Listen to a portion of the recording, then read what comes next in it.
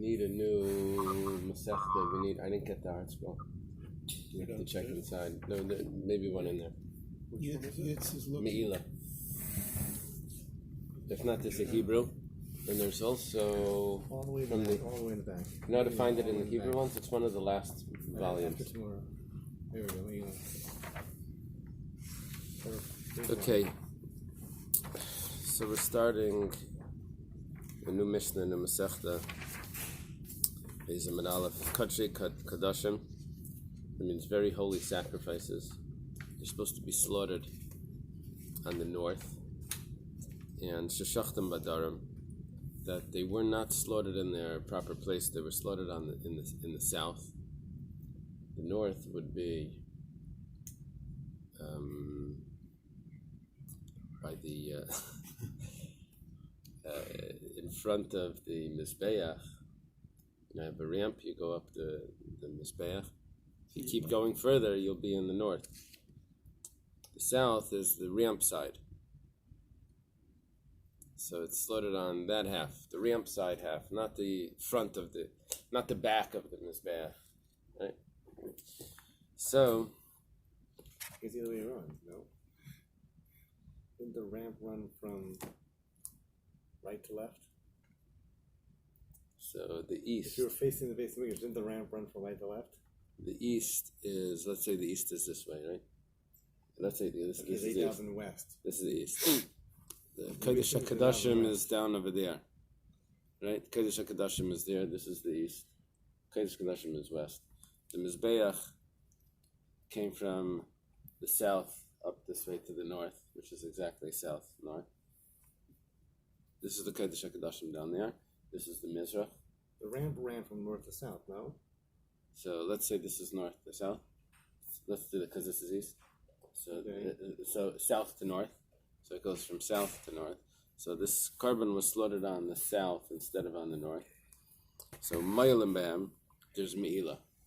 Meilah means that there's a prohibition of using things that belong to the temple for personal use. Now, did he use it for personal use? If he does use it for personal use, then it's Meilah. So what's our point here? There's several issues going on.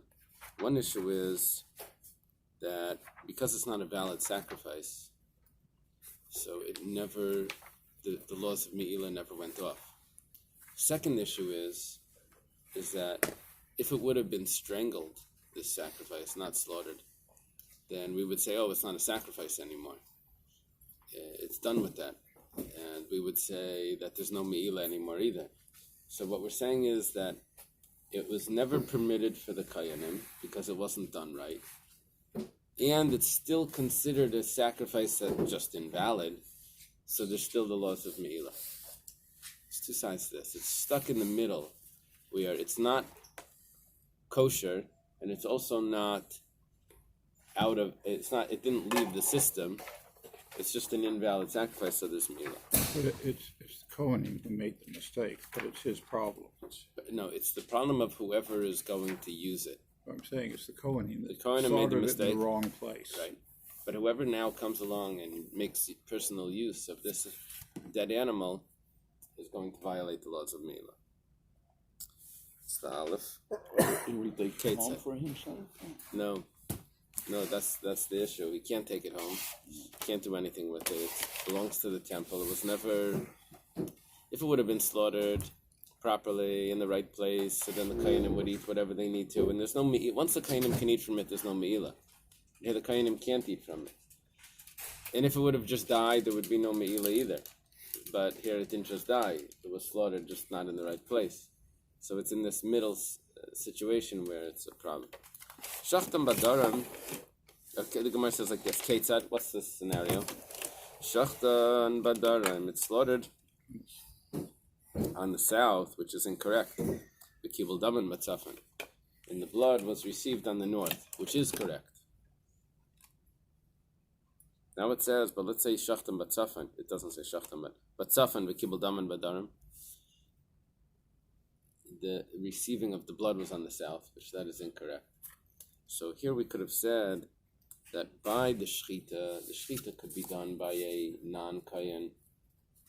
So we would say, well, maybe that shouldn't matter so much. But here, where the receiving of the blood was done on the wrong side, that is a big deal. Let's say maybe over here, there's no Meilah anymore. We say no, there's Meilah here as well, even though the receiving of the blood was done totally wrong. Shachat b'yayim v'zarek b'layla. If he shechted by day, but the sprinkling of the blood was done by night. So that's a mistake here in the sacrifice. He shouldn't be sprinkling blood by night. Nevertheless, there's going to be Meilah. B'layla v'zarek b'yayim. Let's say he slaughtered it by day, but he sprinkled the blood. He slaughtered it by night, sprinkled the blood by day. This would be more severe. This would be more kosher, because the slaughtering is not so significant. It's the sprinkling of the blood that's the really significant. This means that he slaughtered it with the wrong intention. He has intention to eat the meat or to sprinkle the blood after the allotted time, or he has intention to eat the meat or sprinkle the blood in the wrong place. Both of those got and the Torah called pigel. The real pigel is only chus l'zmanai though, out of the wrong time. Chus l'mkem is just puzzle. So all of these cases is Meilah behem. There's Meilah. Comes along Rabbi Yeshua, Klalam Rabbi Yeshua. Rabbi Yeshua gives us a rule. Kol shahayel hashaseta l'kayinim ein Meilah ba.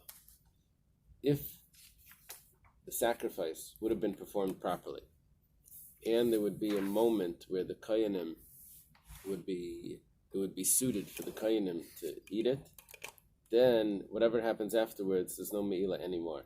Even if it goes puzzle and the kayanim can't eat it, whatever, the status of Meilah drops off once the kayanim are permitted. If it was never permitted for the kayanim to eat, then Meilah, then there is Meilah. So give me a case where right now the kayanim can't eat it, but it had a moment for the kayanim to eat it. So we say like this: Shalana. If it stayed overnight,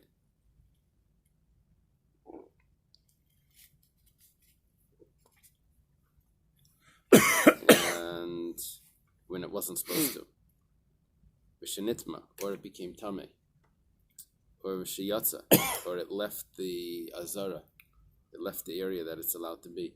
So those are all puzzled, but at a moment there was a moment and it was permitted, so there's no Meilah anymore over there. Give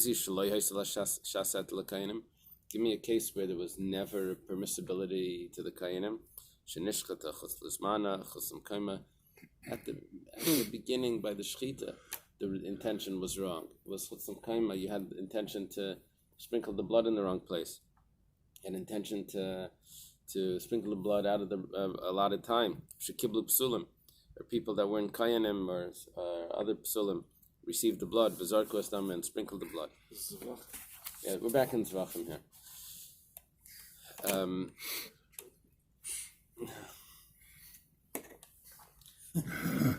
We need a consensus to make sure that Self-interest. I second it. We didn't go back. It's interesting. We didn't go back to give the cases of the beginning of the Mishnah, which we could have done. That was the last point of the Mishnah. Said, give me a story where there was no shaset to l'kayanim, where the kayanim were never allowed. We could have gone back and said the beginning. You slaughtered it on the south. You slaughtered it by night. We didn't go back to that, which we definitely could have, and that would have been the same story. Okay, the Gemara says like this. This was intentional acts. It could be, but it doesn't matter. Could be. Explain to me this Meilah again. So what happens here? What happens by Meilah is if someone makes use of something that belongs to the temple, Right. the sacrifice, personal use. So if he does it b'mezid, then it's misa b'dei shemayim. If he does it b'shoigig, he doesn't realize that he's not allowed to be doing this. He doesn't realize what it was. So then he brings a sacrifice called Hasham Me'ilais, and he has to pay the benefit that he got, and he also has to add a fifth to it. So in these cases where he did it wrong, he's not allowed to benefit. Me'ilah would apply if right. you try to use it personally. Right, and he's going to end up with those punishments, the extra fifth, paying the benefit, and also the sacrifice. Katani, we learned in the Mishnah, Kachi Kadashim Sheshachtam Badarim Mayalim Behem, that if the sacrifice was slaughtered on the south, there is Me'ilah. Pshita, of course there's Me'ilah. Mishum Deshchitasan Badarim Afkinu Midei Me'ilah. This was a sacrifice. You weren't allowed, someone consecrated this sacrifice. Just because you slaughtered it on the south, it's not going to be Me'ilah anymore. Where did the Kedusha go? It says Yitzchak. It's necessary to say this. I could have thought differently. Sal Kadai Tchamina could have entered your mind to say, Hayal Vamar Ula Amar Rabbi Yochanan. Ula, the traveler, taught in the name of Rabbi Yochanan, Kachim Shemesu, if a sacrifice dies, so Yatsa Midei Me'ilah, Dvar Taira, Midei Raisa, there's no more Me'ilah there. So I could have thought that this sacrifice died. It didn't die, it was shechted. But I could have thought that because it wasn't shechted properly, it's like it died. So Hachinami, this also, Kachi Kadashim Lagabi Darim, such a holy sacrifice. Regarding the south, when it's slaughtered on the south, Kamadachan Kinu Dami, it's as if it was strangled. It was slaughtered on the south, that's not where it was supposed to be slaughtered. Kamash Malan comes to tell us that Kachim Shemesu Leichazu Klal. If it died, that is something that no sacrifice gets, just regular death, just Aval Daraim. But the south, although that's not a good slaughtering for very holy sacrifices, but Aval Royal Hu Lekachi Kalim, but that is perfect for Kachi Kalim. Now this is a Kachi Kachim sacrifice, so we don't say that it died, because this would have been a service for a sacrifice of lesser holiness. So we consider it a sacrifice that just something was done wrong, but it doesn't mean that it's like just died. As if it would have died, then we would say there's no Me'ilah min HaTorah. Now we're saying there is Me'ilah min HaTorah because it didn't just die. There was a shechita on it. Granted, the shechita wasn't correct, but there still is Me'ilah. That's the chiddush of the Mishnah so far.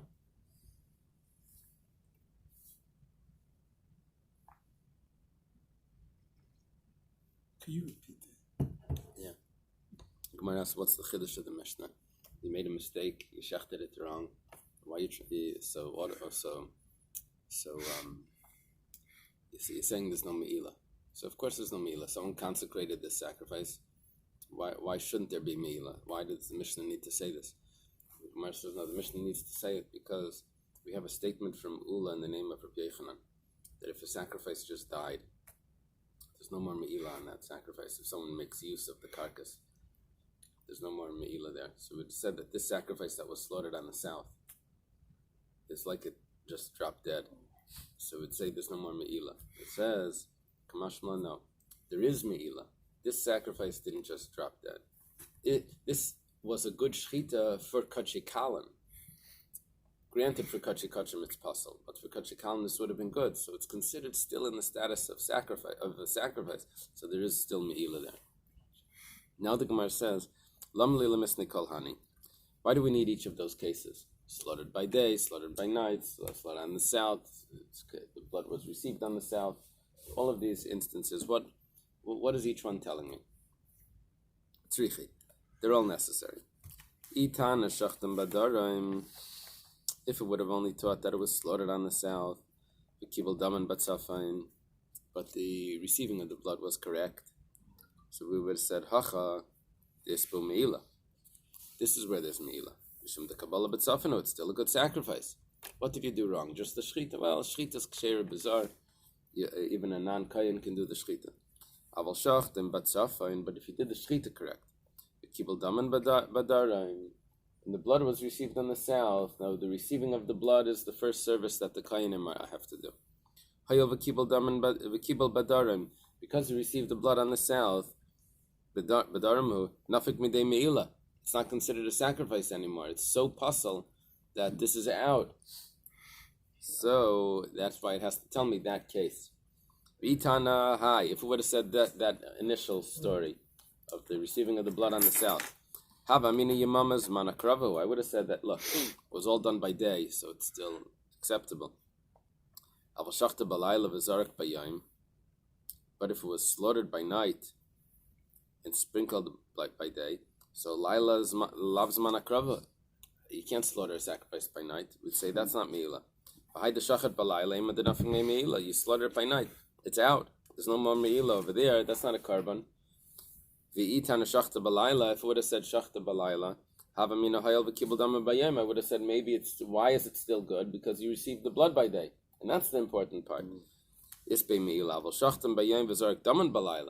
But you sprinkled the blood by night. That's really bad.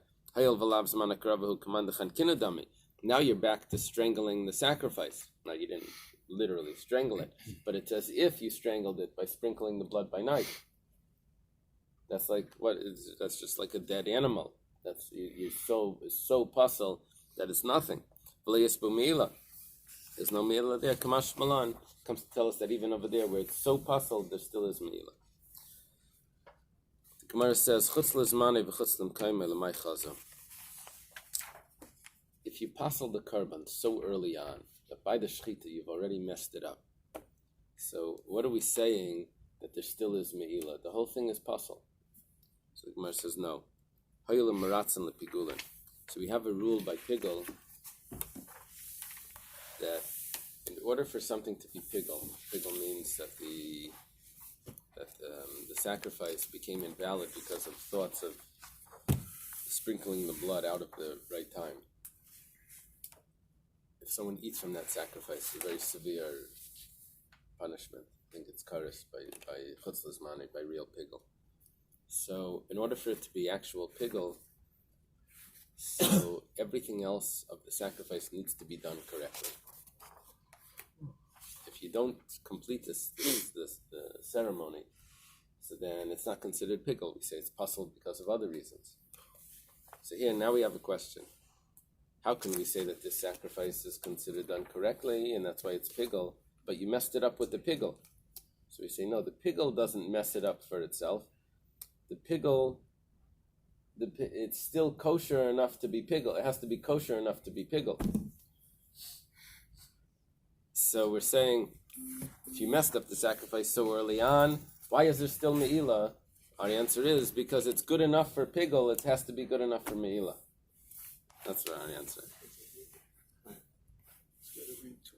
I'm sorry? Sounds like a jingle. It's good enough for Pigo. It's good enough. It's used for Okay. See, every Daf Yomi has to have, that guy in Israel has his chart. We have to do some sort of some chant for the daf, the daily daf chant. Ibailo, they have a question. It seems like it's a new question, but the question, the way we're going to answer this question is going to shake up the fundamental principles here. It's going to mess things up. It looks innocent. Ibailo. The Ibailo means the yeshiva has a question. The students in the yeshiva that were discussing the Gemara, discussing where the Gemara is taken from.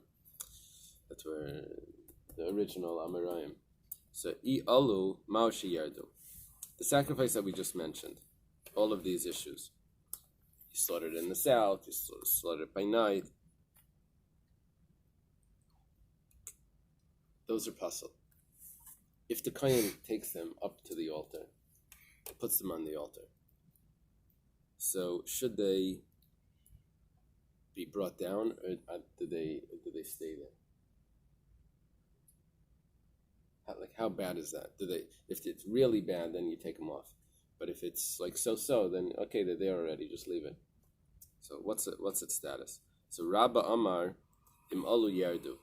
Rabbi says you have to take them down.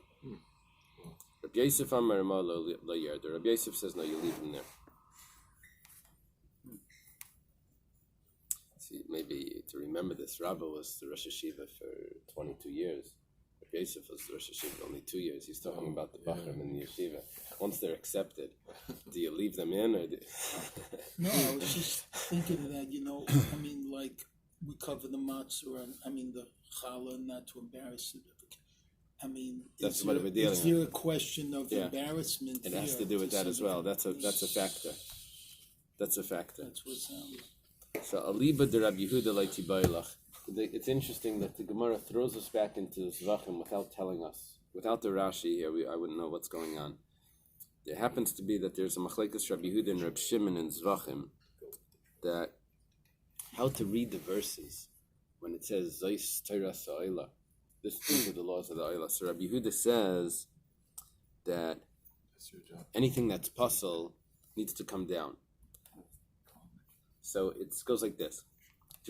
According to Rabbi Yehuda, there's no discussion between Rabbi and Rabbi Yosef. The Kuli Alma Like Pligi, everyone agrees the Olu Yerdu. Once it goes up, even though it went up, you have to take it down. We have verses, extra words in the Torah that exclude what's allowed to be up on the altar. That they limit what's allowed to be up on the altar. Zois, they say only this could go up and nothing else. Keep Pligi. Rabbeinu Newton already said this. That what goes up comes down. Yeah. Keep Pligi. Huh? Maybe you got it from the Gemara. Did he have any? We don't know these things. Did he have any association with it? Where was he? It was in They England. have his texts. He had some, and they were all scribbled in. No. Yeah. Talmud text. Yeah. No. Yeah. He was Really? He said about he must have hired somebody. Uh-huh. I never heard that. Yeah, I'll find it. So keep Pligi, Aliba de Reb Shimon. Who are they arguing with? Reb Shimon. That was for Rabbeinu Newton. Reb Shimon, his opinion was different. His opinion, he had a much more lenient opinion. He said that things that go up, they can stay up. So, and he learned those psukim. He said Zeis Teiras Eily is including that anything that goes up doesn't come down. He learned it just exactly the opposite. He said that once it goes up, it doesn't come down.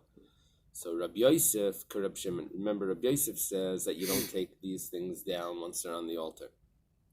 But Rabbi Armalach, Rabbi says to you, Ad kan lekam Reb Shimon ela b'nitanen lamata shenitanen lamayla. Or b'nitanen lamayla shenasnan lamata.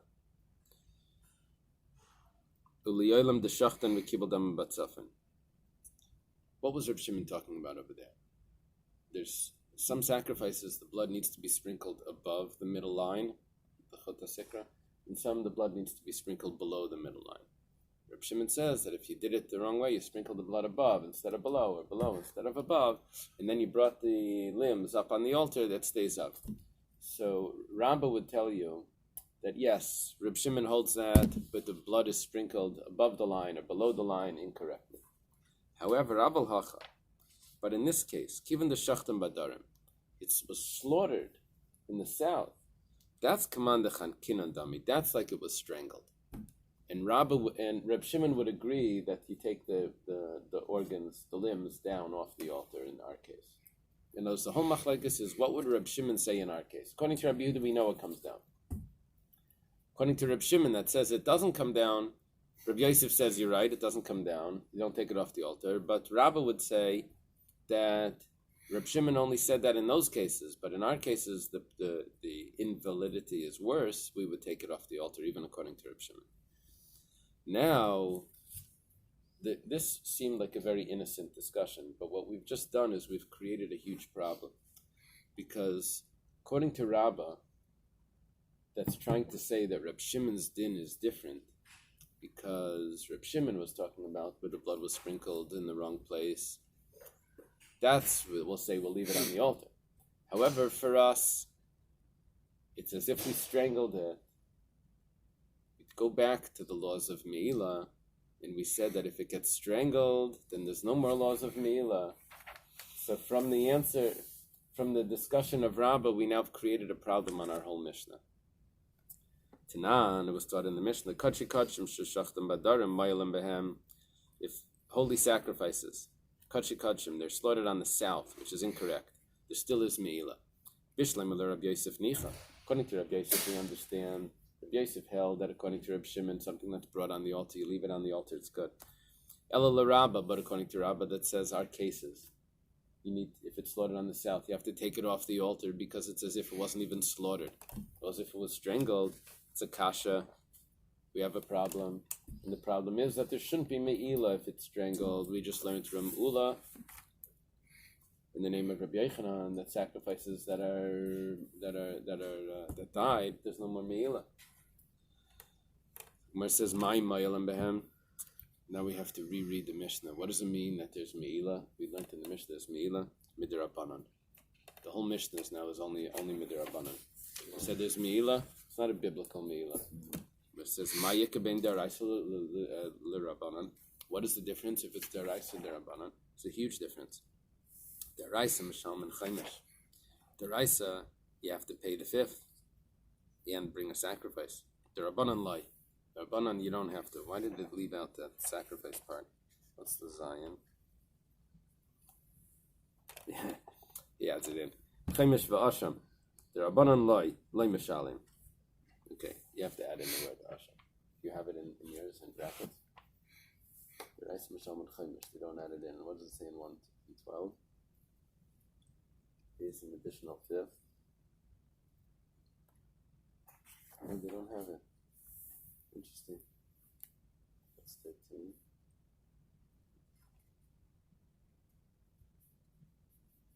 Yeah. Taisus notes. That's what this. They're quoting from Taisus. Yeah, I have it in the Shita on the side. Maybe the Shita gets it from Taisus.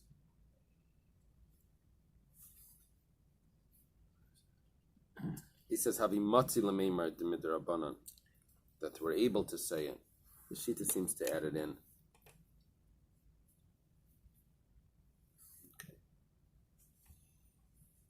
He's the Shita Mekubetzes is 400 years after Taisus, I guess. But, so it's clear from Taisus's manuscript that he didn't have it, because he says we could have said different. We could have said another thing. I don't know how he had manuscripts that were older than Taisus. He was in Egypt, so they had the Geniza was still available. Probably it wasn't sealed off, or whatever. Where it says Umi'ika Meilah Midrabanan, is there such a thing as Meilah Midrabanan? The Gemara says yes. Amar Ula, Amar Rabbi Yochanan. Ula says name of Rabbi Yochanan. Kachim Shemesu, sacrifices that died. Yatzamidei Meilah. There's no more Meilah. Dvar Torah.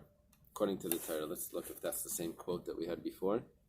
Yeah, there's no more Meilah Dvar Torah. The Gemara understands from that Alma Mideraisa Loi Islain, but Miderabanan is behind. So Hachinami Miderabanan. From his language that he says that it's Dvar Torah, there's no more Meilah. That means that there could be a rabbinic concept of Meilah. The Gemara now says, one second. So Ula teaches us that there's such a thing as rabbinic Meilah in these cases. Lema Tanina Laha de Ulam Rabbi Yochanan. If our Mishnah, according to Rabbi, tells me that there's Meilah derabanan on these things, so what do I need Ula for? We have it from the Mishnah. The Gemara says, "Afal gav de tanina itzrich de Ula." See, Ula's coming in over here, bringing something in the name of Rabbi Yochanan. This is all Amirayim. And the Mishnah is on the earlier chart. Amirayim, Rabbi Yochanan is 250 to the Common Era. We're dealing with Rabbi Yehuda Nasi is 175 to the Common Era. So we already have these halachas. What's Ula telling us? So Gemara says no. From the Mishnah, it wouldn't have told me that. Kasal kadait chamina could have entered the mind to say hacha lei bedilim nenhain. Over here, in our Mishnah, I would have understood, yes, that there's Meilah Midrabanan. I don't need Ula to tell me that there's Meilah in our Mishnah. Because our Mishnah I have an animal that was sacrificed, and people might have used the animal that was sacrificed. The animal was slaughtered incorrectly, but people might have used the meat. They wouldn't have said it's disgusting. It's a regular sacrificed, it's regular slaughtered meat. It happens to be it was done wrong, but it was still slaughtered. So we have to put the laws of the rabbinic laws of Meilah onto that, out of a concern that people would use it. But if the animal just dropped dead, people wouldn't have used it anyway. It's just a regular carcass. So maybe they would never have imposed rabbinic Meilah on it because it wasn't necessary to impose a rabbinic restriction on it. They would not because what? Because it was an avela, or why would they automatically not? I think because of the just disgusting. That's what it sounds like. Unless your commentary says something else. No, I'm just. Rashi says me'isi. It's because it's gross. No, because obviously in those days, these people, I mean, it's they like made today's use of Tanya. everything. I mean, they needed food. I mean, any opportunity they would Right. take, you know, if it Right. was questionable, Right. better than starving, you know. So it's in the morning. So it's in the morning. Bug off.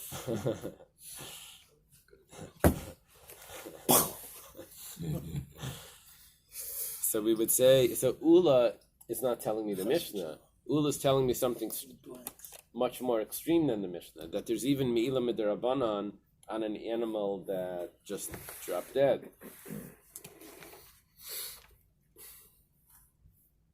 That's the Chiddush. That's the Chiddush of Ula. Okay. Now the Gemara says, one second. Meisunami Tanina. We also